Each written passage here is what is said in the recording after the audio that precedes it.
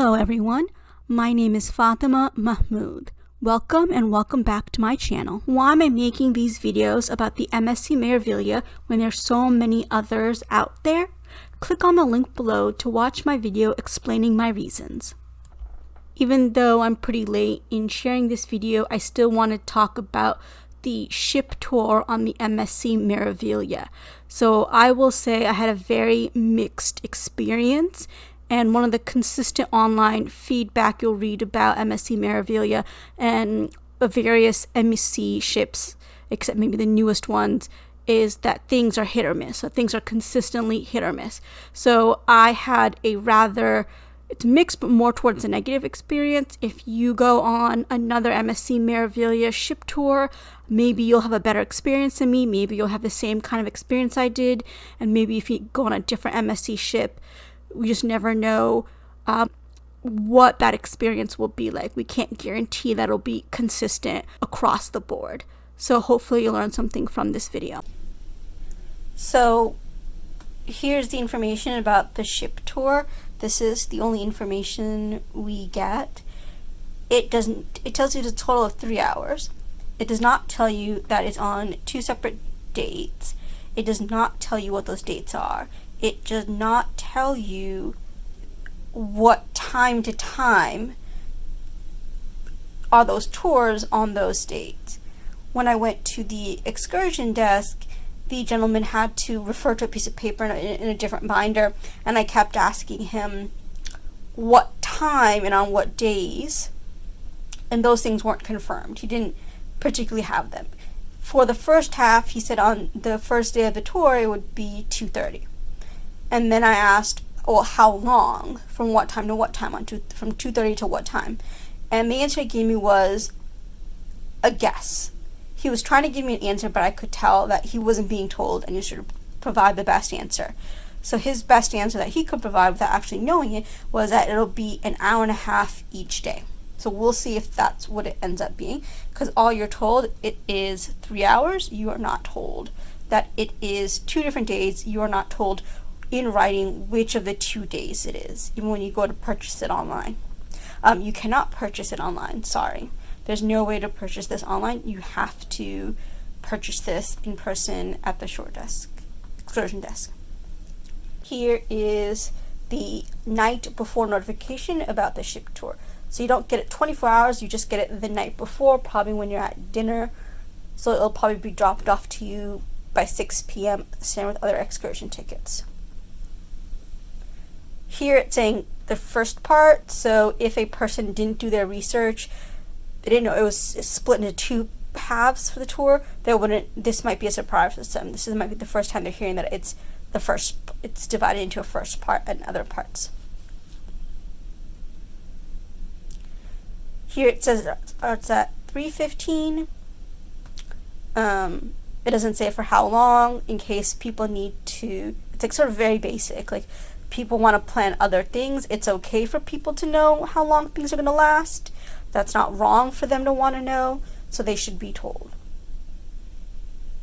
So here they're saying wear closed shoes, but they're not, again, repeating anything about no photography, no pictures. So this is a good place for them to put that if you're going to spend time reminding people about shoes.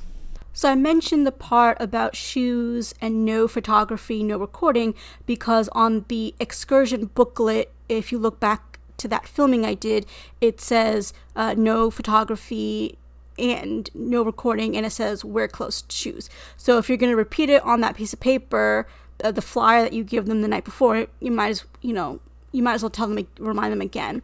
And this was a particular issue because eventually when they did gather us for the first part of the tour, they actually confiscated everyone's digital devices. So nowadays most people don't wear watches, or they might wear a fancy smartwatch, but they took any device that could be a recording device and they put in one bag and they carried around. So how long was the tour? I don't know, because we didn't have something to look at exactly at what time it stopped.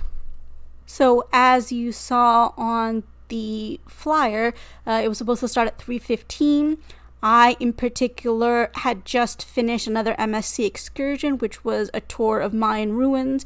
It was a long drive. I skipped lunch because there wasn't an opportunity to eat at the Mayan ruins, and I rushed back to the ship. I skipped everything at the port that a tourist could have looked at, and I tried to make it as close to 3:15 as I could. I got there in time. And so it's 3:15, a bunch of us are waiting. I can tell just by how people talking that most of us are American. And it's 3:30, we're still waiting, no one's there. Next to the excursion desk is an office, and there's no windows, so we keep knocking on the door and no one comes. Around 3:45, to the best of my memory, a young woman comes. She seems to be pretty junior, and she asks if we're waiting for the ship tour, so we say yes. And then she says, "Can I see the paper that you got?" So that starts rubbing some of us the wrong way, because we shouldn't have to be showing this. Like, you all should know this, you all should have a copy. So I hand her my paper, and she doesn't say anything verbally, but we can tell from her nonverbal cues, her facial expression, that her reaction is, "Oh no, we gave them the wrong time." So she says, "Excuse me." She goes into the office for several minutes. It was not a quick thing, and we're all waiting, and several of us are not happy about this situation. She comes back and tells us to come back between 30 and 45 minutes. So we're not happy with that, and most of us, I'm going to assume those of us who are speaking up were American. We're saying, give us a very specific time. And so finally we got a specific time to be back, and we pressed upon her that, we want to make sure that they're ready for us to go at that time, and one of them is going to be there. We come back, and at least it was an opportunity for me to eat, but again, it would have been more relaxing and a better type of customer service if we had known about this delay beforehand. So we arrive, and there's more waiting. They check us in, but then they usher us into what appears like a normal business conference room, and security guards come, because security guards, like at least 2 of them, are going to escort us. That's when they start taking everyone's phone. Some people get visibly and verbally upset by it and are displaying it. No one's particularly like shouting or rude, but it wasn't made clear that the phones had to be confiscated from each individual prior to this, and it's not what people signed up for. Waiting in the security room probably ticked more people off. Some of us, again, I'll call out us Americans, a couple of them said directly to the staff, "You all don't seem very organized."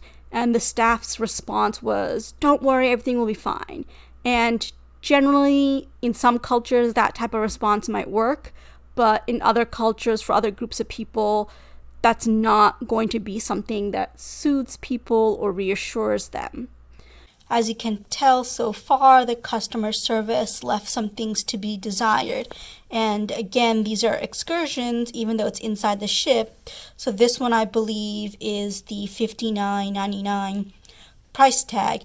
So another curious thing, maybe other cruise lines do this or they don't do this, the receipt or itemized charges list that you can potentially get for yourself don't always spell out which excursion it is that you're paying for, so you have to remind yourself which ones cost which ones. This is a piece of paper I'm showing you. It's a little bit old school tradition on cruise ships where you can go to guest services and ask for a paper printout of your onboard expenses. In the app where I took screenshots, the excursions will come up as just excursions, but not which specific one. So it won't remind you how much you paid for each one by name.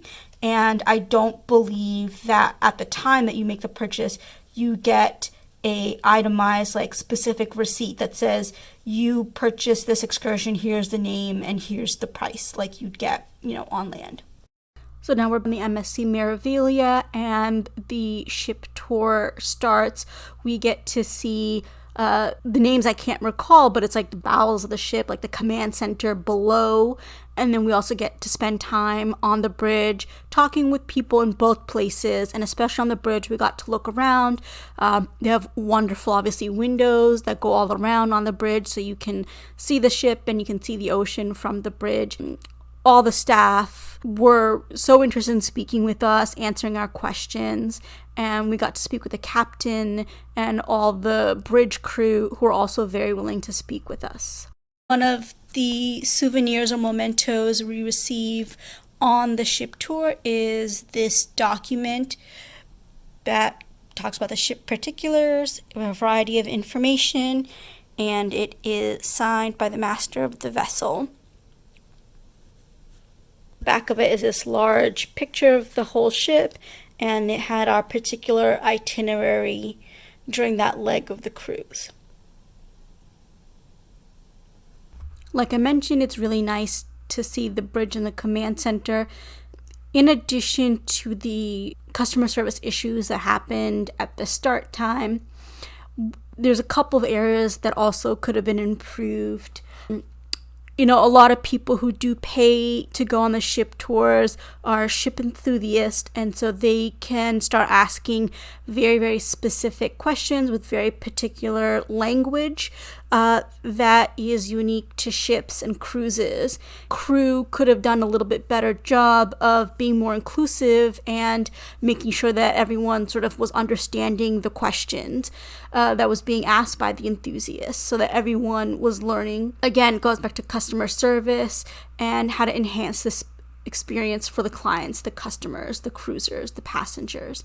Would have been nice is at the end of the bridge part of the tour, which was the finale, it felt like it had a little bit of an abrupt end from the captain. Of course, they're busy, but I would have liked it if the captain and other leadership folks had been informed that we were delayed and that folks were upset, and maybe some recognition from the captain. Hopefully, if he had been told. I can understand why some people might not want to tell him or tell another leader.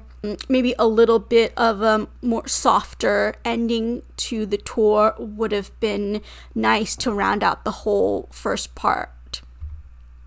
I'm not the only person on YouTube or other media platforms that have brought up the issue of customer service coming from the MSC excursion department or desk. If you look at A Rich and Jazzy Life, they did a video and maybe a follow-up video on the MSC Seaside. It could have been coming out of Port of Miami, and issues with MSC excursion in Cozumel.